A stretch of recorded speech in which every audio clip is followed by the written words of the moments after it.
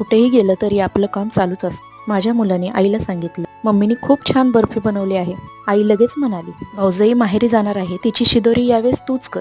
4 चमचे तुपात अर्धा किलो रवा खरपूस भाजून घेतला. 5-7 चमचे तूप घेऊन 1 किलो बेसन मंद आचेवर छान भाजून घ्यायचे. ते एका ताटात काढून घेऊन हे सर्व मिश्रण 1.25 किलो झाले. त्यामुळे 1 किलो साखरेचा पाक केला. ज्यांना जास्त गोड आवडतं त्यांनी समप्रमाणात साखर घेतली तरी चालेल. यासाठी आपण एकतारी पाक करणार आहोत. मिश्रण छान थंड झाले की त्यामध्ये थोडा थोडा पाक घालून छान मिक्स करून घ्यायचं. एकदम पाक घातला की गुठळ्या होण्याची शक्यता असते. आता यामध्ये विलायची पावडर, बारीक केलेले ड्रायफ्रुट्स घालून तूप लावलेल्या ताटात किंवा ट्रेमध्ये सेट करण्यासाठी ठेवून द्यायचं. 3 ते 4 तासात ही बर्फी छान सेट होते. सेट झाले की ह्याचे काप करून घ्या. पूर्वी लग्नात गोड पदार्थ म्हणून ही बर्फी खूप लोकप्रिय होती. यावेळेस तुळशीच्या लग्नाला तुम्ही पण ही बर्फी ट्राय करा आणि नक्की कमेंट करून सांगा तुम्हाला कशी वाटली. अशा नवनवीन रेसिपींसाठी चॅनलला लाईक आणि सबस्क्राईब करायला विसरू नका.